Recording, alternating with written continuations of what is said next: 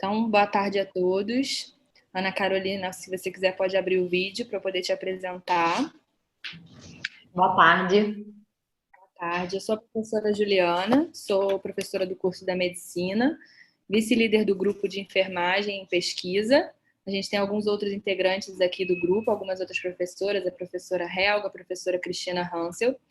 E a gente fez o convite à Ana Carolina, que é enfermeira e ela é responsável técnica por uma UTI de um hospital aqui em Petrópolis, faz mestrado na UF e é especialista em terapia intensiva.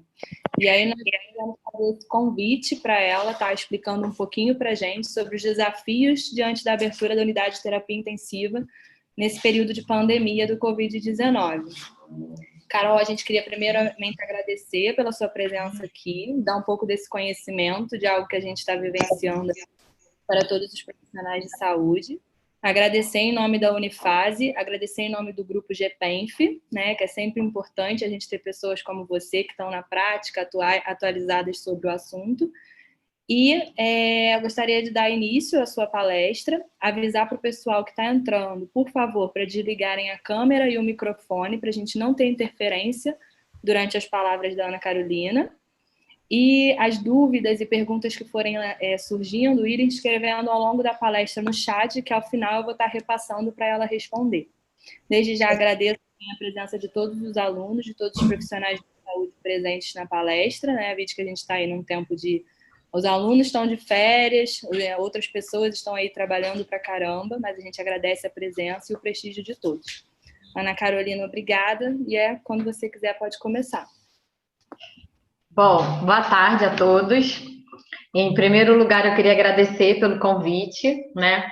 Retornar ao lugar onde eu iniciei na academia, né? É muito bom. Agradecer o convite da Juliana, do grupo de pesquisa. É muito bom fazer parte.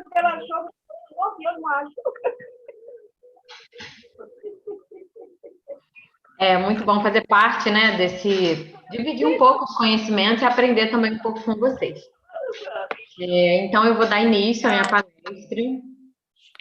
O tema é desafios diante da abertura de uma unidade de terapia intensiva, né, uma UTI, no cenário de Covid-19. Em meados de janeiro, né, começaram as informações mundialmente sobre o coronavírus. Desde dezembro, janeiro, mais ou menos, nós já estávamos nos preparando para o que a gente estava para enfrentar, né? Eu trouxe aqui alguns pedaços de matérias do jornal falando da dificuldade que o coronavírus trouxe, né? A dificuldade de leitos de UTI, tanto para montar quanto pela falta, né? A falta de equipamentos é uma situação bem complexa que a gente passou nessa fase de coronavírus e ainda estamos passando. Eu trouxe o painel do coronavírus, só para a gente dar uma introduzida no tema.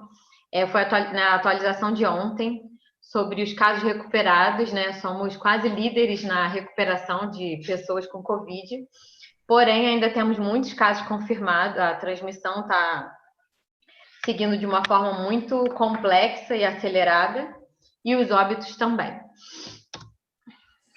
Então, vamos lá para os grandes desafios que tivemos para o início dessa UTI Covid, né? Primeiramente, as informações em excesso. Nós tivemos uma grande dificuldade, principalmente com os profissionais, porque normalmente nós fazemos um treinamento de um determinado assunto e isso anualmente é atualizado para os profissionais. Na situação do coronavírus, nós tivemos que fazer treinamentos repetitivos. Então, existiu uma dificuldade muito grande em criar protocolos assistenciais, né? Hoje, dentro da unidade hospitalar, nós precisamos estar baseados nesses protocolos assistenciais para nortear as ações dos profissionais da área de saúde.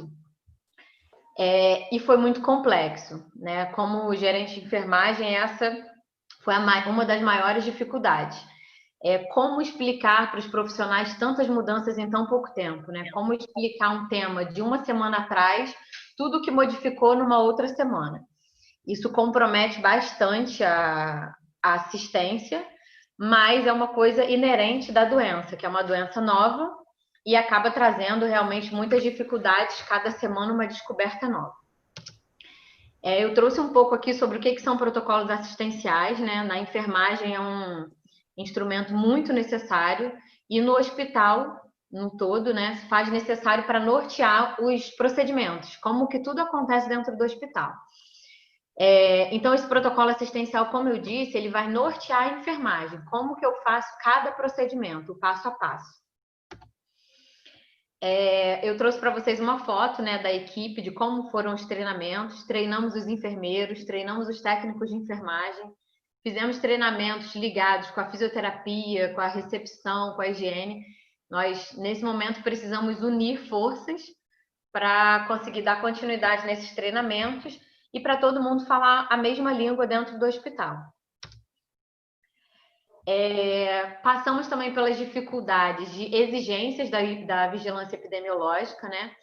São partes burocráticas muito trabalhosas.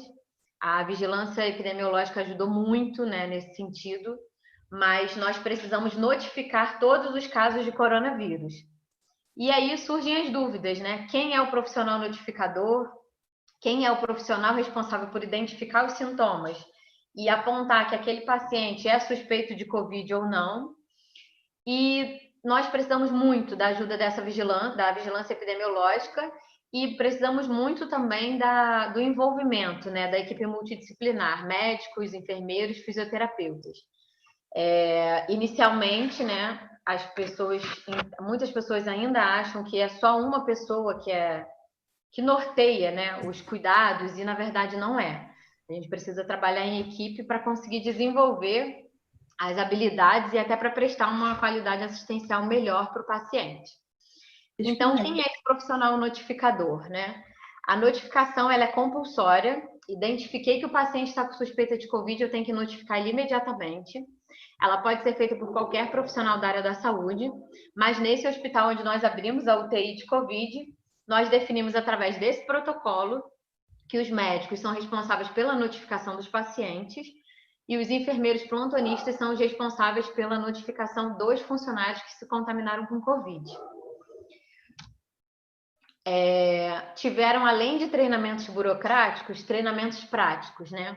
Inicialmente tivemos o treinamento sobre a intubação orotraqueal, que no início foi um procedimento novo, né? A gente teve que implantar mudanças para se adaptar a esse cenário do Covid. A primeira mudança da intubação é utilizar uma equipe reduzida. Então, a gente procurou no protocolo, né, colocar que seria o médico, o fisioterapeuta, o enfermeiro e somente um técnico de enfermagem, para a gente reduzir o número de pessoas expostas ao Covid, né, ao risco de contaminação.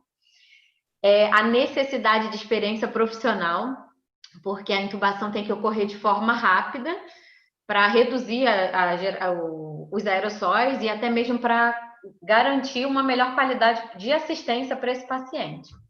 A agilidade é um fator muito importante, a equipe tem que estar muito treinada e nós chamamos de time de resposta rápida, né? A formação de uma equipe para agir prontamente nessas situações, principalmente de intubação.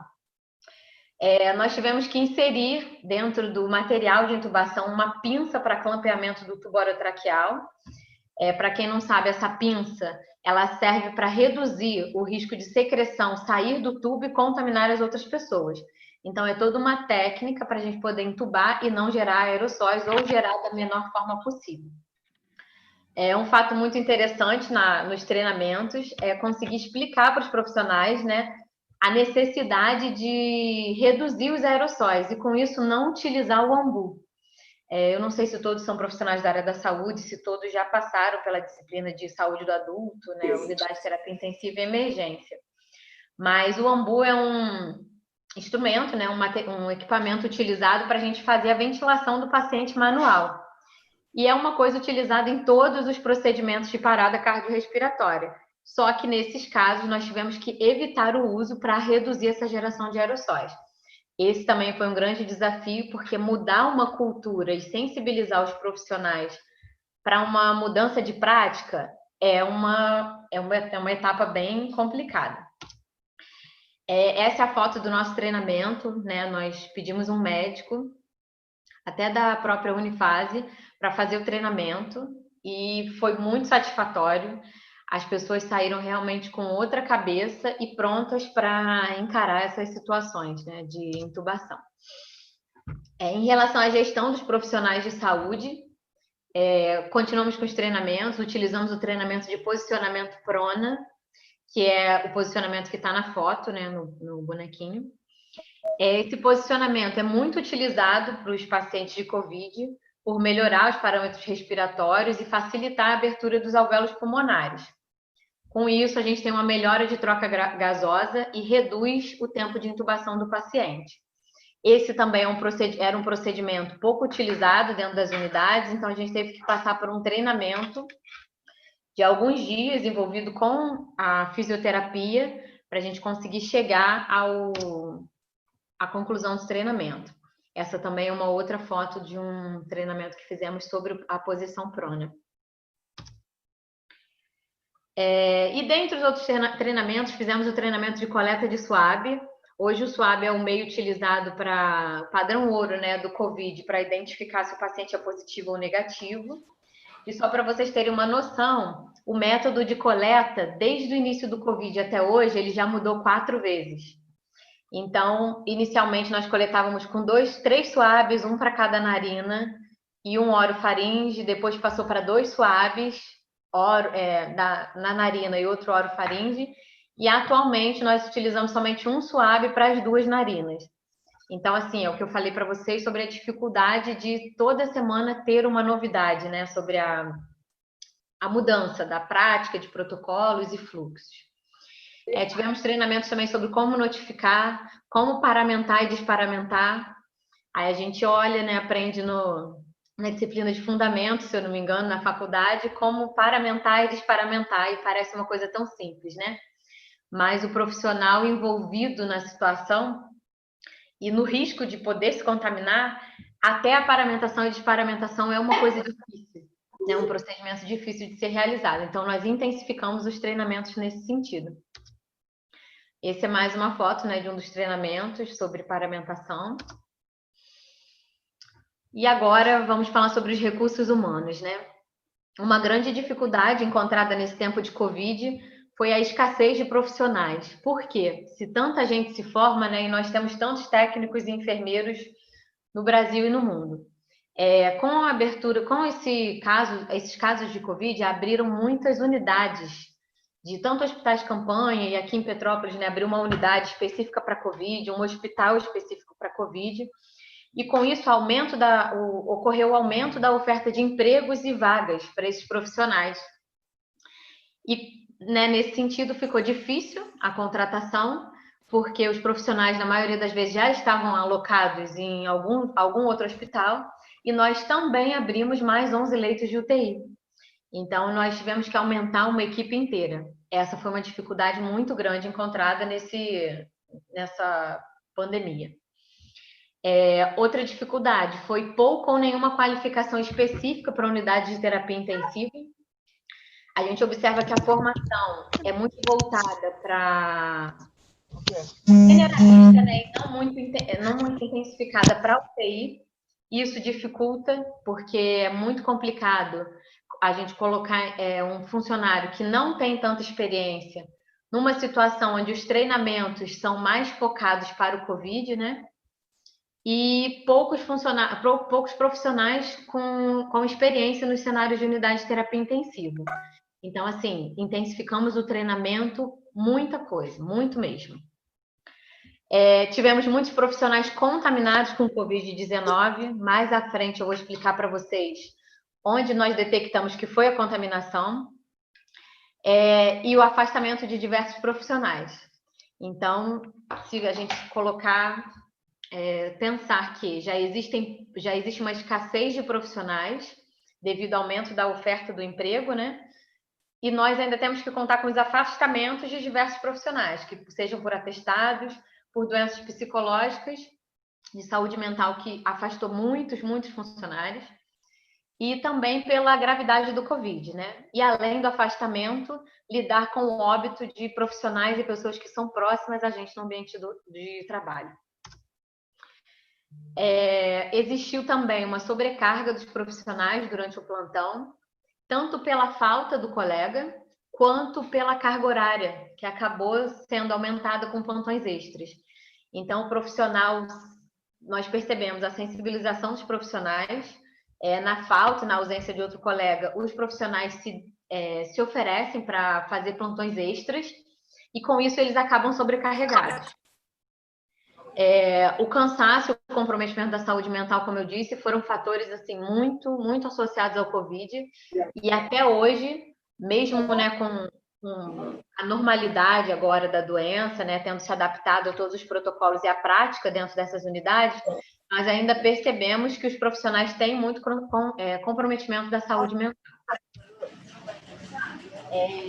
Em relação ao dimensionamento de profissionais, na enfermagem, o COFEN cobra de todo responsável técnico que existem dimensionamentos de profissionais de enfermagem. O que isso quer dizer? Eu tenho uma fórmula que me diz quantos profissionais, tanto enfermeiros quanto técnicos de enfermagem, eu tenho que ter dentro de uma unidade de terapia intensiva para prestar um cuidado de qualidade sem faltas de profissionais.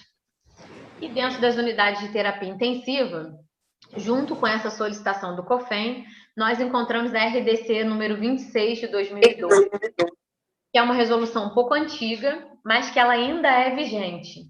Então, administrativamente, nós estamos num conflito entre seguir o dimensionamento de profissionais que o Conselho Federal de Enfermagem solicita ou seguir a RDC número 26. Essa RDC, ela diz que nós temos que ter um enfermeiro assistente a 10 leitos e um técnico de enfermagem a cada 2 leitos.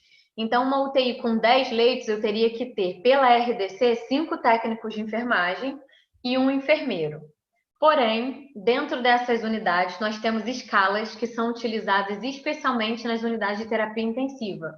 Uma delas é o NAS, que é o Nursing Activities Score, e o TIS 28. O NAS e o TIS sempre dão resultados de profissionais, de quantitativo de profissionais maior do que o que a RDC preconiza. Então, é muito importante a gente refletir sobre essa situação. Isso é um ganho que a enfermagem ainda precisa lutar, né, para a gente conseguir ter o quantitativo de profissionais ideais. E, diante dessa pandemia, nós tivemos a dificuldade tanto na contratação, pela escassez de profissionais, como eu falei anteriormente, e muita dificuldade em seguir o dimensionamento correto, porque a RDC me diz uma coisa e o dimensionamento pelo Conselho Federal de Enfermagem me solicita outra. Então, na nossa unidade não tivemos falta de profissionais, seguimos a RDC, por conta dos extras que tivemos que abrir para os funcionários trabalharem além da carga horária deles. Porém, existe sim um comprometimento da qualidade assistencial pela ausência de profissionais, isso é um problema mundial, e aqui em Petrópolis não seria diferente. A sobrecarga profissional, quando existe uma falta em excesso, né, que a gente chama de taxa de absenteísmo muito alta, acabam que os profissionais assumem mais pacientes do que eles podem, até mesmo conforme a resolução da RDC. Então, muitas vezes o profissional assume mais de 2 pacientes e isso sobrecarrega o profissional e compromete a qualidade assistencial. Nós seguimos algumas orientações da AMIB sobre o treinamento de profissionais de outros setores. Nós tínhamos um setor de clínica cirúrgica e um setor de centro cirúrgico, onde nós intensificamos o treinamento dessas pessoas para e acabar trazendo profissionais mais experientes para dentro da unidade de terapia intensiva. Esse foi um dos recursos utilizados para manter a quantidade de profissionais ideais. Porém, essa estratégia, né, de treinar profissionais que nunca tiveram contato com a UTI, segundo a própria AMIB, projeta riscos estratégicos, mas em comparação aos riscos relativos ao absenteísmo, a gente vê um ganho, né? É melhor que a gente não tenha um funcionário com mais dificuldades, mas que possa se adaptar com um colaborador e um profissional com mais experiência, do que contar com o absenteísmo, que é a falta desses profissionais. Aí eu trouxe aqui as recomendações sobre o dimensionamento da equipe de enfermagem, que é da AMIB.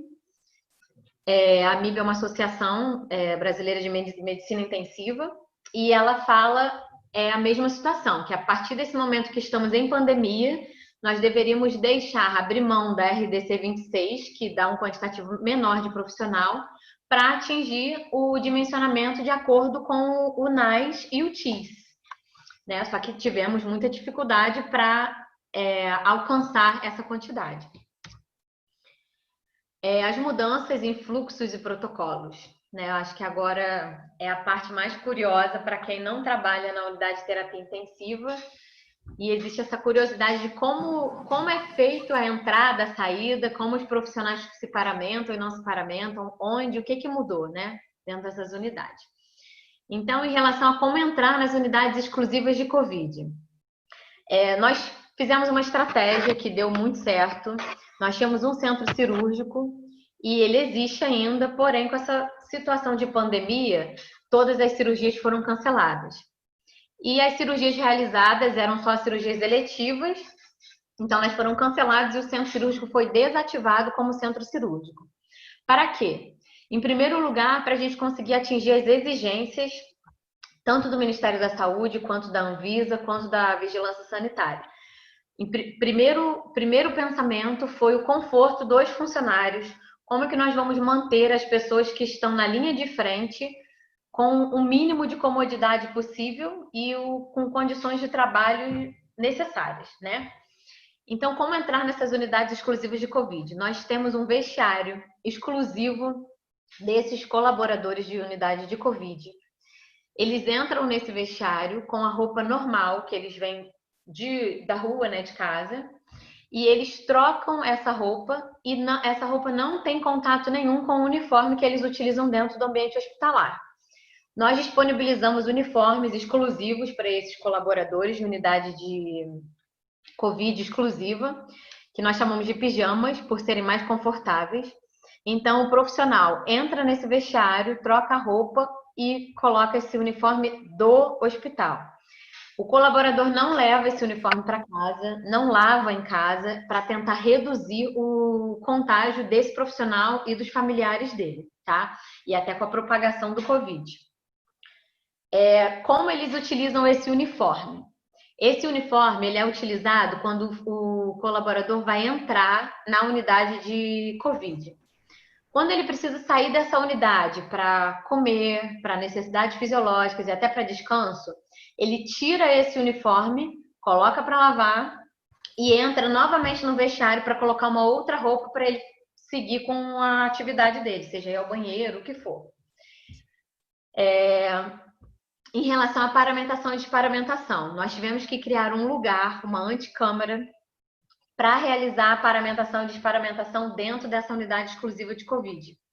Então, o colaborador tem espaço, tem bancadas com todo o EPI necessário para a utilização, e ele tem o espaço e locais identificados como paramentação e desparamentação.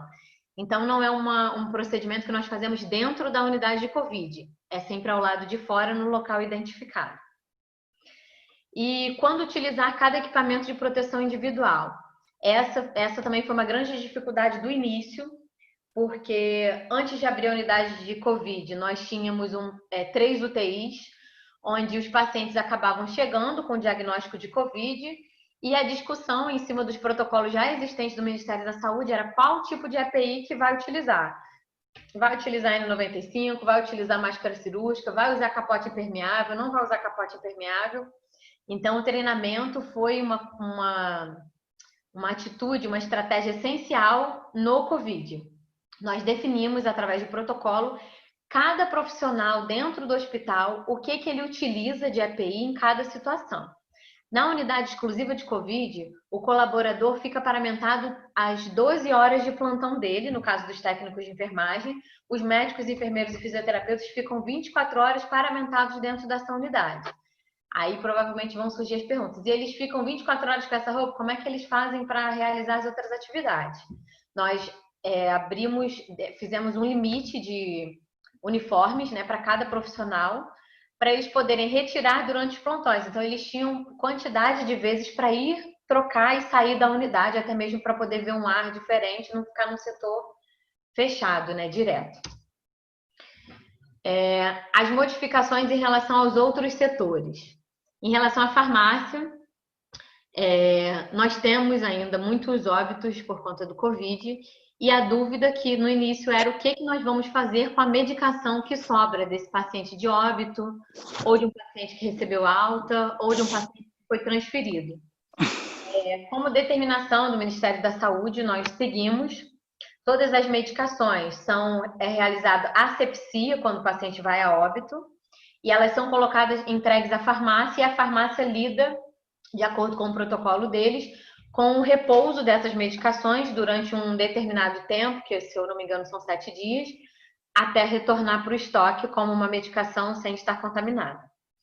Em relação à nutrição, a enfermagem e a nutrição a gente entrou num acordo de não expor tantos profissionais, né?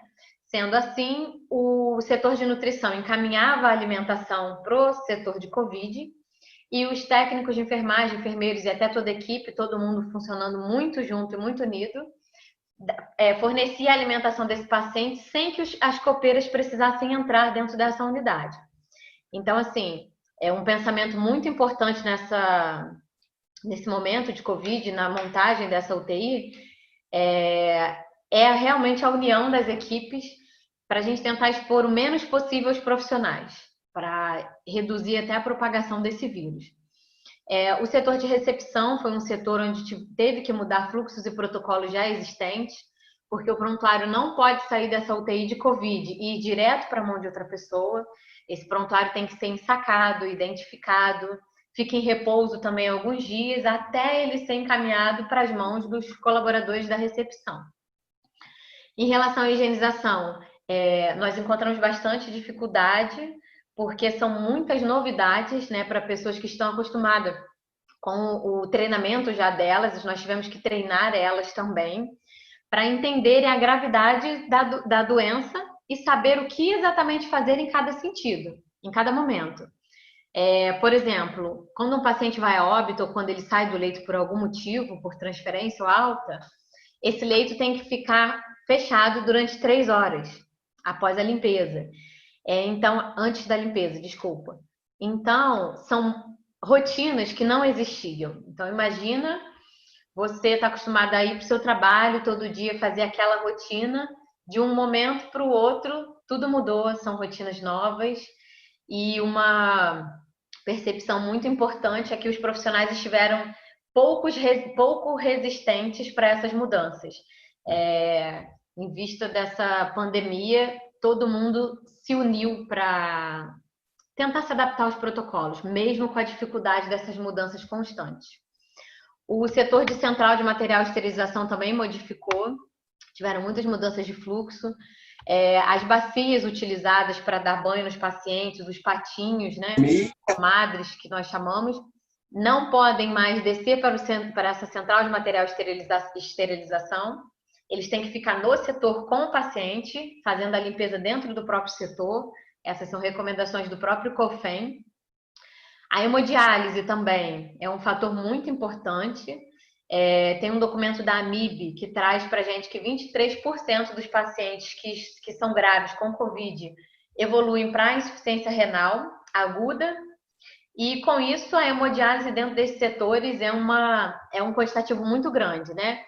Só para vocês terem uma noção, anteriormente nós tínhamos de 3 a 4 pacientes por semana realizando hemodiálise, né? Dependendo do período. Hoje, em unidade de terapia intensiva, já tiveram semanas que tínhamos 8, 10 dentro só da unidade de Covid. Então, assim, o número de hemodiálise subiu muito e nós precisamos aprender a lidar com essa situação da hemodiálise também, porque são muitas máquinas ocupando muito espaço. O protocolo da retirada dessas máquinas para uma sala específica tem que ser feita toda uma asepsia da máquina. Então, assim, é realmente muito trabalhoso ainda, né? O setor de transporte também sofreu com muitas mudanças de fluxos e protocolos e acaba envolvendo a unidade de terapia intensiva também, pela necessidade de encaminhar o paciente para outra unidade quando ele recebe alta, e ele ainda é um paciente que tem que estar em isolamento, né? O nosso protocolo de isolamento dos pacientes de Covid ficaram 14 dias de sintomas, passados ele recebe a alta de Covid. Mas após a alta de Covid, ele ainda fica 7 dias em isolamento pelo fato dele ter tido contato com outros pacientes e outros profissionais. Então, quando o paciente recebe alta dessa UTI de Covid, ele pode ser transportado para um outro hospital do município, mas a gente precisa continuar mantendo os mesmos cuidados. Então, também houve treinamento do pessoal do transporte. Em relação aos indicadores, todos os protocolos criados a partir de fluxos, eles geram indicadores. Para quem não sabe, os indicadores são ferramentas utilizadas para medir o nível da qualidade assistencial prestada. Um indicador que é alarmante é o aumento de incidência de lesão por pressão. Tá uma incidência muito alta dentro dessa unidade de Covid, por quê?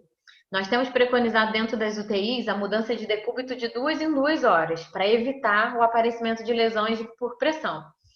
Só que como o paciente de Covid é um paciente muito instável e que muitas vezes tem que estar na posição prona, e essa posição prona, o paciente fica por, no mínimo, né, no máximo, 16 horas pronado, é uma situação onde a gente não consegue fazer essa mudança de decúbito.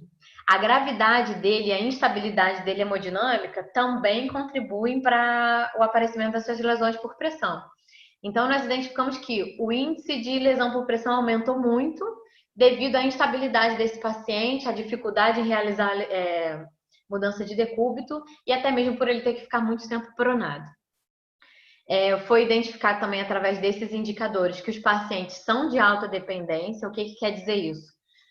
São pacientes que necessitam de cuidados totalmente dependentes dos cuidados, tanto da enfermagem quanto da fisioterapia, como dos outros profissionais. E isso demanda mais tempo de cuidado e mais gravidade do paciente. Em relação aos materiais e equipamentos, também foi uma dificuldade encontrada. Todos os pacientes entubados ou traqueostomizados diagnosticados com Covid, eles precisam fazer uso do traquecare. O traquecare é um sistema de aspiração fechado. Por que ele é utilizado?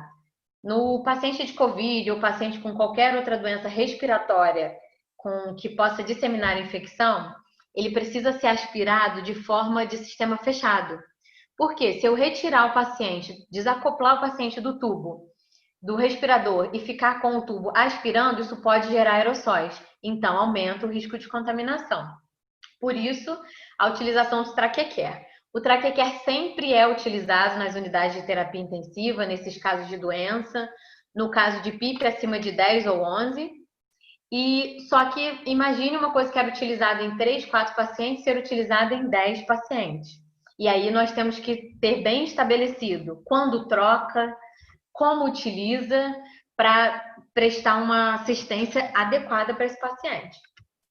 Os frascos de aspiração dessas secreções têm que ser frascos de aspirações descartáveis, e isso também é um problema, porque diante dessa pandemia ficou muito difícil para o setor de compras, né, hospitalar a obtenção desses materiais. A falta no Brasil, né, no geral, foi muito grande. Os materiais próprios para cada paciente, como eu falei para vocês, se o paciente utiliza uma bacia para tomar banho no leito, essa bacia é dele até o momento dele da saída da UTI.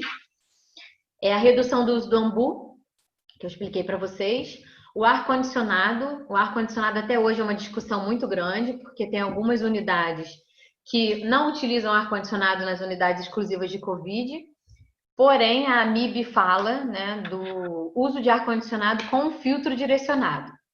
E essa foi até uma medida que nós utilizamos, manter o ar-condicionado de acordo com a CCH, com essa forma de filtro direcionado, porque é um setor muito fechado, os profissionais com muitas vestimentas, ele usa o uniforme, usa a vestimenta por cima, que é aquela vestimenta plástica, né, que gera muito calor, e sem o ar-condicionado estava muito difícil. Então, nós fomos atrás de estudos, junto com a rotina do médico do hospital e com o setor Comissão de Controle de Infecção Hospitalar, para averiguar o risco-benefício dessa situação.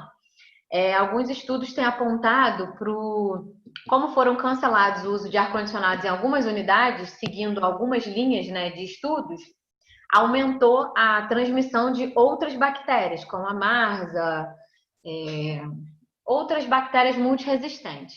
Então, a gente tem que tentar avaliar o custo-benefício nessa situação, apesar de ser uma situação muito discutida, né? Se usa ar-condicionado ou se não usa dentro dessas unidades. A nebulização e oxigenoterapia foi cancelada dentro dessas unidades.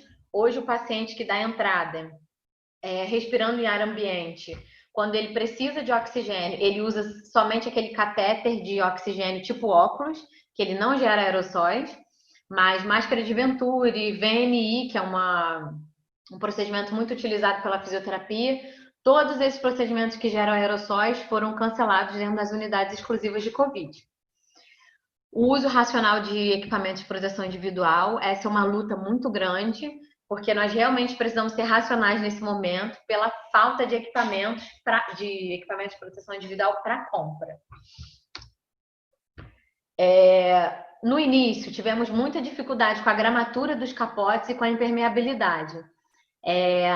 Infelizmente, né, no Brasil ainda existe talvez seja considerada uma falta de respeito em relação ao que se vende. Então, a pessoa, muitas vezes, nós testamos mais de 20 capotes, tanto em relação à gramatura quanto em relação à impermeabilidade. Mais de 20, acredito que uns 30 a 50. E somente uns 10 funcionaram realmente com a função de impermeabilidade. Então, houve muito disso, uma venda de um capote num valor muito alto e que não era o que estava descrito, que era a impermeabilidade. E como nós fazíamos os testes de impermeabilidade dos capotes, isso também é importante. Todo mundo pensa que impermeável é só colocar água em cima, se não passar está impermeável, mas não é. Nós fazíamos o teste com o desodorante aerossol para ver se passava aerossóis para a roupa do colaborador. Muitos passaram. Água, muitos passaram água, mesmo com a descrição de impermeável. Nesse momento de testes, é muito importante contar com a opinião do profissional da área de saúde, porque às vezes quem está na parte da burocracia, pela leitura da descrição do produto, tá ok, mas no teste não está. Então, nós trabalhamos muito com a opinião dos colaboradores que trabalham, tanto da enfermagem, quanto da medicina, quanto da físio, quanto da higiene. Todo mundo opinava sobre os equipamentos de proteção individual. Agora, uma situação muito importante é sobre a apresentação dos medicamentos. Eu não sei se é de conhecimento de todos, mas teve falta no mercado de noradrenalina, que é uma medicação utilizada para controlar a pressão arterial dos pacientes, de fentanil e midazolam, que o fentanil é um opioide, né, utilizado nos pacientes graves, e o midazolam é um benzodiazepínico sedativo utilizado na unidade de terapia intensiva, tanto para manter o paciente sedado, quanto para sedar na hora da intubação. O midazolam, por exemplo, nós sempre... Vou mostrar aqui para vocês um protocolo que fizemos lá no próprio hospital. A prescrição do midazolam como protocolo dentro dessa unidade hospitalar são 250 miligramas de midazolam, né? E nós tínhamos ampolas de 10 ml que tem 50 miligramas por ampola, e nós utilizávamos 5 ampolas de midazolam para fazer um dripping. O dripping é a solução que nós fazemos para colocar para infusão no paciente, é a medicação. O midazolam nessa unidade que eu trabalho, ele é feito de forma pura, sem diluição. Só que com essa dificuldade toda da pandemia, as apresentações da ampola de 50 miligramas em 10 ml acabaram no mercado. E com isso o setor de compras conseguiu a compra do midazolam, mas em outras apresentações. Aí eu trouxe aqui para vocês ampolas de 5 ml com 5 miligramas por ampola. Essa foi a maior dificuldade, sem dúvidas, da equipe técnica, né? Por quê? No dia a dia, por mais que seja incentivado o pensamento crítico reflexivo do que você está fazendo, às vezes os profissionais são muito mecânicos. Então, a gente está acostumado a fazer a medicação, midazolam prescrito, são 5 ampolas de 10 ml. E do nada me aparece uma apresentação de 5 miligramas em cada ampola de 5 ml. E aí surgiu o treinamento de novo. Por quê? Quando eu tenho midazolam de 5 miligramas em 5 ml, a minha quantidade de ampolas muda. Eu tenho que utilizar 50 ampolas de midazolam nessa apresentação para chegar à solução final, que são 250 miligramas. E aí, com isso, o ml hora que é infundido para o paciente tem que aumentar em 5 vezes.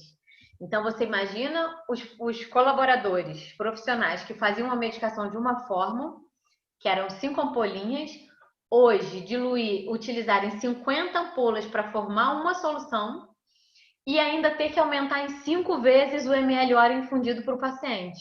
Ou seja, normalmente o Dormonide puro, que é o midazolam, Dormonide é o nome comercial, começa entre 5 e 10 ml hora para o paciente. A gente programa esse valor numa bomba de infusão. E com essa apresentação de ampola de 5 ml, nós tivemos, se começava na prescrição anterior a 5 ml hora, com essa apresentação era 25 ml hora. Então, assim, acaba que a área de saúde não é só a prestação de cuidado, é o cálculo matemático. E nós tivemos que sentar, fazer regra de 3 e apresentar para a equipe como que isso ia funcionar daqui para frente. Não satisfeito, no mercado acabou a ampola de 5 ml também. E aí surgem as ampolas de 3 ml que possuem 15 miligramas. E aí já muda de novo, porque como tem 15 miligramas em cada ampola, para atingir a solução final eu preciso de 17 ampolas. Então, assim, uma grande dificuldade dentro dessas unidades de Covid são as mudanças, as apresentações. O fentanil, que não tinha no mercado, teve que ser substituído por outras medicações. Muitas vezes o paciente que era utilizado o midazolam teve que trocar para o propofol, que são medicações utilizadas em outros casos, né, como outras alternativas, e a falta no mercado dos insumos e das matérias-primas são coisas que influenciam diretamente na nossa prática. E aí, como manter o bem-estar desses profissionais alocados nessas unidades? Essa foi uma preocupação muito grande. Administrativamente, nós tivemos muito apoio para conseguir realizar e adaptar uma unidade para o Covid. Fechar um centro cirúrgico não é uma coisa fácil. Adaptar ele para favorecer o bem-estar do funcionário também não é uma coisa fácil, mas nós conseguimos, né? Eu costumo dizer que nós temos que provar para a administração sobre o conhecimento. Quando nós mostramos o conhecimento, o resultado daquilo e o que aquilo pode beneficiar, mostrando o custo-benefício, as coisas são mais fáceis de serem conquistadas. Então, o que vestir e onde vestir, é o que eu expliquei para vocês. Um pijama exclusivo para essas unidades. O colaborador não utilizava o sapato dele, não utiliza, né, ainda, o sapato dele dentro da unidade onde ele fica, pode descansar, onde ele pode se alimentar, onde ele pode ir para o banheiro. O sapato dele contaminado fica do lado de fora, tá? Onde se alimentar? Nós estruturamos uma área no centro cirúrgico, como se fosse uma copa, para o colaborador se alimentar. Fechamos com a nutrição. A nutrição também foi muito parceira nesse sentido, por oferecer uma alimentação diferenciada para esses colaboradores que estavam sob tanta pressão, né? Porque além de lidar com pacientes muito graves, eles estavam 12 horas ou 24 horas paramentados com aquela roupa quente, muito quente, e o cansaço deles era evidente. Então, nós pensamos em como beneficiar esses profissionais de alguma forma. Como fazer para beber água? É uma pergunta que já fizeram várias vezes. Nós tínhamos um bebedouro no setor de UTI de Covid, porém nós proibimos a utilização desse bebedouro para os profissionais. Por quê? Ele está dentro de um setor contaminado, ele está contaminado, a roupa dele pode estar contaminada pelos próprios pacientes e por eles mesmos. Então, como ele ia beber água dentro desse setor, né? Então, ficou definido que ele tinha que sair do setor exclusivo de Covid para poder ir para esse outro setor adaptado, que era esse antigo centro cirúrgico, para poder beber água, realizar as necessidades fisiológicas e descansar. Em relação às necessidades fisiológicas, muitas pessoas me perguntam como que eles fazem. Realmente, nós observamos uma redução de idas ao banheiro e até mesmo para beber água, que eu acredito que futuramente vão surgir estudos falando sobre o comprometimento desses profissionais. Por conta dessa redução, né, a gente prender as nossas necessidades fisiológicas não é uma coisa legal, nós já sabemos. O descanso deles, nós tentamos fazer de uma forma bem confortável, onde as camas estivessem bem separadas, porque mesmo eles não estando na unidade de Covid, nós tínhamos que manter o isolamento de pessoas. Então, até hoje, eles descansam em locais bem distanciados um do outro, mas com todo conforto. A vestimenta deles, eu vi várias vezes na televisão mostrando aquela vestimenta tipo de um astronauta, é essa mesmo que nós utilizamos no início. E como que nós fizemos para garantir que essa vestimenta era confortável? Eu não posso dizer 100% que todas as vestimentas foram tão confortáveis como nós queríamos. Porém, para a gente garantir os seus profissionais, nós fazíamos testes. Dávamos as vestimentas por 12 horas e pedíamos o parecer desse colaborador. E quando o parecer desse colaborador era negativo, nós tirávamos ela de uso. Por exemplo, muitas vestimentas encontradas no mercado rasgavam. E quando elas rasgam, elas aumentam o risco de contaminação do profissional. Então, foi um embate muito grande com o setor de compras e o setor de compras com esses fornecedores, porque nós lutamos a todo momento para os profissionais conseguirem ter um bem-estar, o mínimo do bem-estar possível, né? Outro grande desafio foram os casos de exposição e contaminação. Por muitas vezes nas unidades que não eram de Covid, mas eram de unidade de terapia intensiva, foram admitidos pacientes com diagnósticos como infarto, insuficiência cardíaca, e com 2 dias de internação o paciente começava a apresentar sinais de Covid. E aí, quando esse paciente apresentava sinais de Covid, era realizado todo o protocolo, notificação, coleta de suave, transferência para o setor de Covid ou a unidade de coorte de isolamento de Covid, de possíveis Covid, mas até chegar à conclusão de que era suspeito ou não era suspeito, muitos profissionais foram contaminados nesse tempo. Outra dificuldade muito grande que nós encontramos, e é uma dica que eu dou para quem ainda não é profissional e para quem já é, e às vezes acha que a burocracia é uma coisa que pode passar despercebida, a falta de comunicação a respeito das notificações dos pacientes com Covid.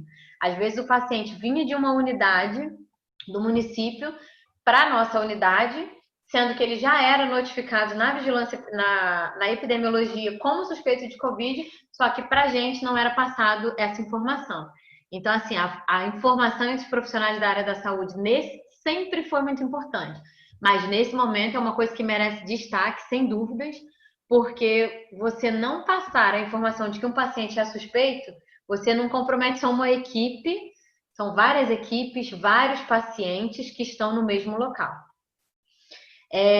O manejo dos casos de exposição, proporcionando maior conforto ao profissional. Então, é esse manejo, né? Quando o paciente é suspeito, nós tirávamos ele dessa unidade de terapia intensiva clínica e passava para a unidade de suspeitos ou de confirmados de Covid. Outra atitude que nós tomamos em relação ao Covid foi a assistência dos profissionais doentes.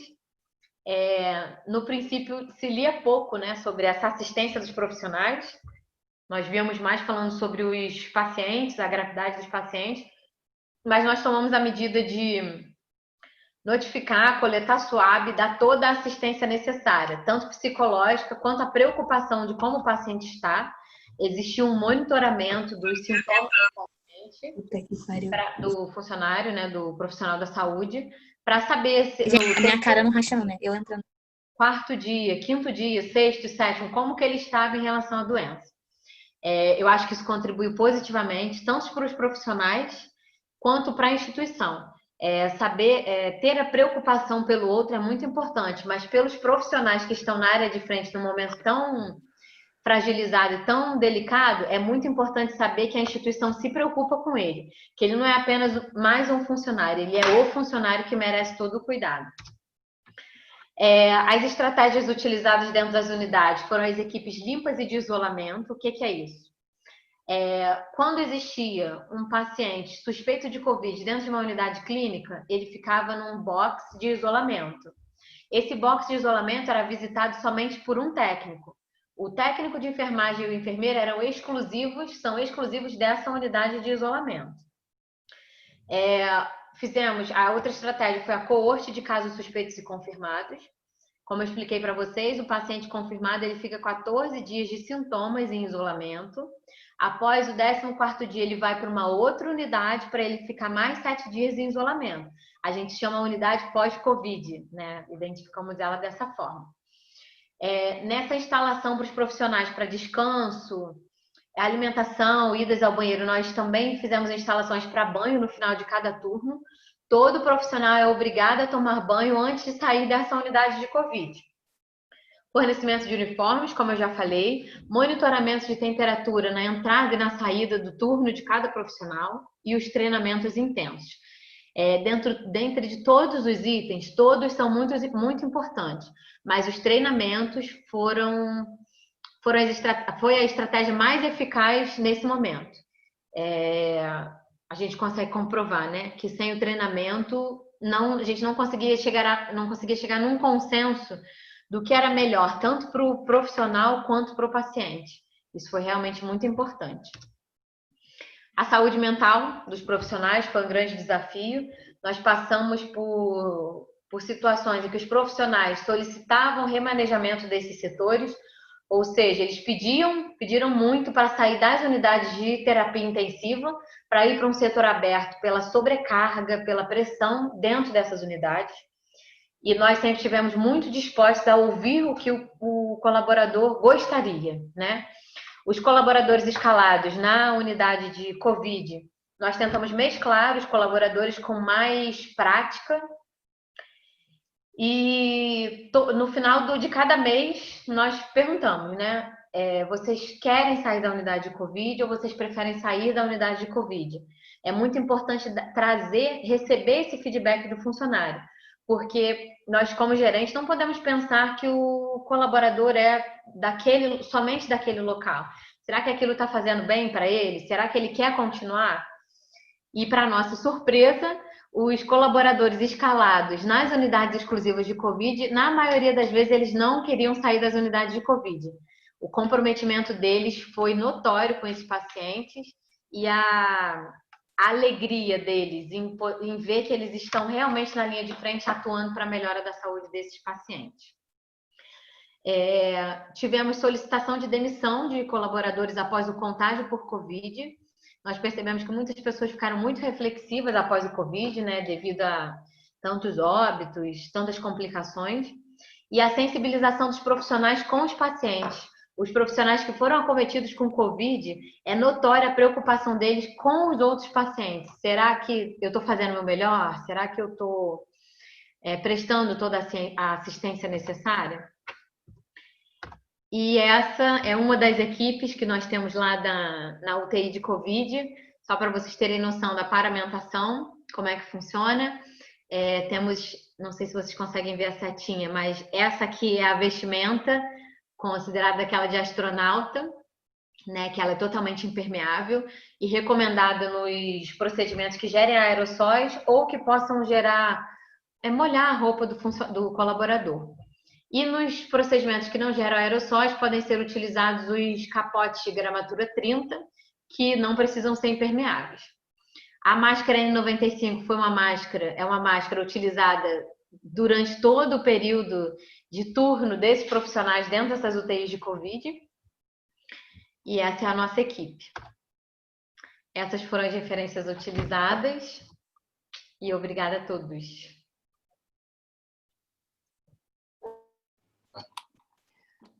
Carol, como sempre, uma brilhante palestra, super. Tinha até uma pessoa aqui do meu lado que trabalha com isso, ela, caramba, eles estão fazendo assim e tal. E então, nossa, eu queria agradecer muito pela palestra, foi super esclarecedora. Várias coisas que a gente se pergunta aqui no dia a dia, você acabou respondendo, né, de como isso está se organizando nesse momento que a gente está organizando as coisas, trocando a roda do carro com ele andando, né? Uhum. E aí eu vou te passar umas perguntas que foram feitas aqui, tá? E aí você pode responder. Primeiramente, você estava falando, teve até uma pergunta que você acabou respondendo, que é a posição prona, que a gente coloca o paciente, né? A questão da lesão por pressão. E aí, dentro disso, teve um aluno que perguntou sobre a questão do prognóstico, que a gente fica naquela balança, né? Faz bem pela questão respiratória, mas a gente tem a questão da lesão por pressão, que pode aumentar a chance aí de infecção e tal. E aí, como é que é o prognóstico desse paciente, que a gente acaba tendo que ver o custo-benefício aí, sendo que vai gerar algum tipo de lesão para esse paciente? Então, eu vou falar pelos dois lados, né? Pela enfermagem, a nossa lesão por pressão, assim, é uma coisa que eu tento, com todos os esforços, de reduzir. O paciente realmente sai com muitas lesões por pressão, mas o prognóstico dele em prona tem sido muito satisfatório. É muita dificuldade para pronar o paciente. São muitos profissionais envolvidos no procedimento. Como eu mostrei para vocês, é uma interação de fisioterapia, médico, técnicos, enfermeiros, mas assim, vale a pena. Vale a pena. Entendi, tem um bom prognóstico então aí para a pessoa. E aí, falando sobre a questão dessa questão dos profissionais não estarem muitos profissionais numa mesma área por conta do risco, né, da passagem do Covid, a gente teve aí a resolução 639 de 2020, né, que deu mais autonomia ao enfermeiro nesse manuseio do ventilador. E aí eu queria saber com você, se é uma dúvida minha e de uns colegas aqui, sobre essa questão do treinamento, se foi repassado, se o enfermeiro está tendo essa autonomia, como é que vocês estão fazendo essa organização de manuseio das paramentações tecnológicas que tem dentro da unidade que aquele paciente está internado, para tentar diminuir esses riscos aí, por exemplo, de infecção cruzada, de infecção dos próprios profissionais? Desculpa, eu só não entendi. Você perguntou em relação aos respiradores e a atuação do enfermeiro frente à ventilação mecânica? Isso, que a gente teve a resolução do COFEM 639, que deu mais autonomia ao enfermeiro em estar mexendo nesses parâmetros. E aí, como é que foi esse treinamento? Se os profissionais já se sentem seguros ou não? Que a gente se deparou hoje com outro cenário, que qualquer errinho ali a gente já causa um dano maior ao paciente. Aí, como é que foi isso? Como é que foi essa experiência? A minha percepção dos profissionais da enfermagem é um conhecimento muito restrito sobre a ventilação mecânica. Eu observo que modo ventilatório é uma coisa muito difícil para... Como é que eu vou te explicar? Não é simples para o profissional da enfermagem. Apesar da resolução, da respaldo para a gente atuar na ventilação mecânica, né, dentro dos limites, eu vejo muita dificuldade da enfermagem em lidar com isso. No hospital onde eu trabalho, o protocolo é toda a parte respiratória como responsabilidade da fisioterapia. Então, a enfermagem não entrou na atuação com a ventilação mecânica. Entendi. A Patrícia está perguntando que como é que foi observado se houve um aumento, isso até acho que é da sua área, a questão da contenção, né, que você estuda no mestrado, se houve um aumento de uso de contenção nesse enfrentamento do Covid, né, porque a gente sabe que nem todos os pacientes estão sedados e tal, e aí há o desconforto respiratório, se houve esse aumento considerável aí nas contenções. Então, existe uma... Não vou nem dizer que é um protocolo, mas é uma política muito voltada para tentar postergar a intubação, né? E aí o paciente, principalmente idoso, numa unidade fechada, que ele vai desenvolver o delírio mesmo, e fazendo uma hipóxia, apresentou muita agitação desses pacientes pré-intubação. Então, assim, a contenção mecânica é um fator bem complicante dentro dessas unidades, porque eles fazem muita contenção ainda. Aí o que vale a pena ressaltar, né, trazendo um pouco para o meu lado, é que assim, o COFEM tem a resolução 543 de 2012, se eu não me engano, que fala sobre o uso da contenção mecânica. Então a gente precisa sensibilizar os profissionais em relação quando é que eu realmente devo utilizar. E se eu utilizar, porque a gente ainda não consegue erradicar a contenção mecânica, a gente precisa seguir os cuidados estipulados nessa resolução, como o monitoramento de hora em hora, avaliação se o paciente já deixou de estar agitado ou não. E isso ainda é muito difícil para os profissionais entenderem. A contenção ainda é uma coisa muito banalizada. Entendi. Uma outra coisa ainda na questão profissional, né?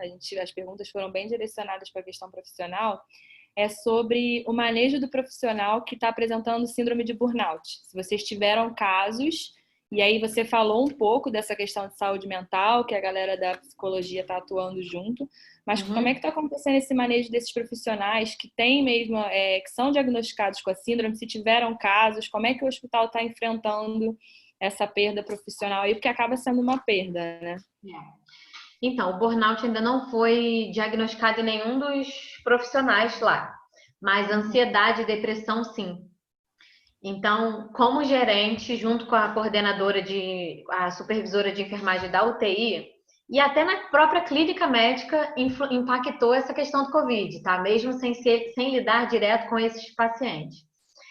Nós tentamos modificar a área de atuação desse profissional. Colocamos uma na CCIH, uma na CME, setores que envolvem pouca assistência para tentar melhorar essa condição da saúde mental. Mas o acompanhamento profissional é uma coisa essencial e muitos estão afastando. Hoje mesmo nós recebemos um atestado de uma colaboradora por ansiedade, que vai afastar. Então, e são perdas de profissionais excelentes na maioria das vezes. São aqueles profissionais que se destacam, eles se entregam tanto à profissão e tanto ao que está acontecendo, e a saúde mental deles é que paga com isso. A gente sabe que a gente acaba ficando longe da família, né? Você mesmo passou por uma situação dessa. Então, a gente acaba que essa nossa saúde mental fica um pouco abalada.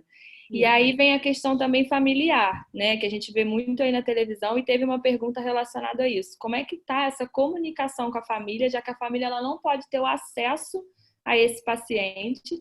Muitas vezes alguns pacientes internados estão lúcidos.